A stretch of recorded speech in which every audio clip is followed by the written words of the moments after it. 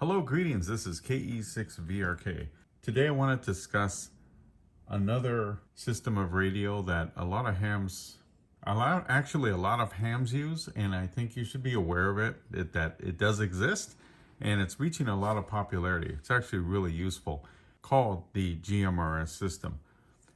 And there's actually a lot of hams involved in using it, and I will do another video on what GMRS does. It's a step between CB radio and amateur radio. CB radio is kind of, it's difficult to use in times of the atmospheric conditions. As a ham, we know that is 11 meter band. And HF hasn't been too good recently. And so the option that the US government opened up on FCC, and also I'm seeing these frequencies in other countries too. This is a UHF frequency in the 462 megahertz and 467 megahertz range, and this is called GMRS. And this is one of the mobile radios I wanted to show you. It's a very, very tiny but very useful little radio. And this is the MXT115 and this is what the radio looks like. And I put a mouse on top to show you how small the radio is. Kind of amazed myself. The mouse almost covers the whole radio. So it's a pretty small radio. And I'll turn this on and show you the various features of the radio. I'll show you what it has. It's a very simple radio. It's got the standard antenna connection. You've got a external speaker. Underside is a speaker under this little clip. And here's the front of the radio. Has an on and off switch. It's volume. And you've got three different, and you've got 4 different buttons, which is really nice. This is the weather. This is a menu. This is an alert, which is also screen lock. And this also is how you choose items from the menu. This has a USB charger, so you can charge your devices, which works out pretty nice. And the microphone, as you notice, it's not a regular microphone. It's the type like other radios use. It's a modular microphone. It's a 6-pin.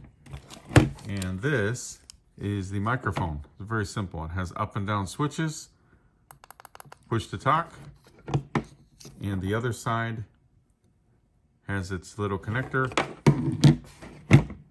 And that just goes in here. Very modular, very, very easy to use.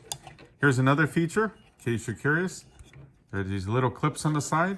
And this radio is really nice. You can leave this mount put on somewhere. You can mount it anywhere. But you pull the little clips, and the radio just, you pull these little clips, and the radio just comes right out. So you can take the radio with you. It's actually very light. The other kind of reminds me of the Yaesu FTM 300. Has the same type of thing, a quick release. So this has got the same thing. Then you just put the radio back in here, clip it, and there you go. Here's another interesting thing. This radio is actually all set to use immediately out of the box. Comes with this power cord. And the power cord, you plug it in here. And this snaps in here. There we go. You snap in a power cord, but look on the other end. You can actually plug it into a lighter. And I'll plug it in right here to this lighter. There we go. And I'll hook up an antenna and show you the menus. So there we go. I just hooked up an antenna. I'll turn on the power. We turn it on. And we see this menu. And I'm actually going to zoom it in a bit on the menu so you can see how this works. Pushing this button activates the menu. That doesn't last for that long. It'll go back, watch, it'll go back to 1. So you have to act kind of fast when you go through. And to go through the menu, you push the up and down buttons on the microphone. So I'm going to start at the first one, which is called PT, and you choose that one. And PT is actually the privacy tone, and you can go up and down on the mic, and you can choose CTCSS, Whoops, it did it on me. Push this, CTCSS and DCS, and you can go off. So if you choose CTCSS, you hit CTCSS, and then you can go up and down. You can choose the number. I'll display that list on the video of the different CTCSS frequencies, which you can see right now. And I'm going to set this back. You can actually set it back to off. If you don't select it, let me show you one where you select it. You hit it on, you put it on CTCSS, choose CTCSS, and say you want 2, then you select it. So now channel 1 has a CTCSS, and that little symbol appears for CTCSS. So if I go back to here, choose that, and I choose off and hit off, that turns off CTCSS and it doesn't show up. Same with the other one. I'll just do the other one real fast. You turn it on, DCS, there we go, DCS, and then it appears right there. So I can go back here, actually turn it off, there. Now for the next menu, the interesting thing is, just so you know, 1 through 7 on this is low power and you can't change it. That is for FRS. It's mixed with FRS, so you can actually speak to someone using an FRS walkie-talkie. So if we want to go to a frequency, we can change it. Let's try 15. That allows for the next one. So if I hit this, PTT, the next one is PR, which is power mode, high or low. This is 15 watts on this, and then it goes to 2 watts. So I can leave it where it is and then hit high, and you'll see an H appear. The rest of these should work with either one. Now, I can just go to 1, it doesn't matter. If I hit this again, the next one we have is Squelch Sensitivity. We have Squelch Sensitivity, and you can set it to where you want to hear the squelch. This is the same on any radio. I can just set it back to where it was. The next one is RB, which is the Roger beep. You can turn on Roger beep on or off. Basically, after you transmit, it'll make a tone. The next one in our menu is CA, which is call tone alert. You can set the different sounds when you hit the call button, which is this button, and it'll make different noises. So 1 is the standard one.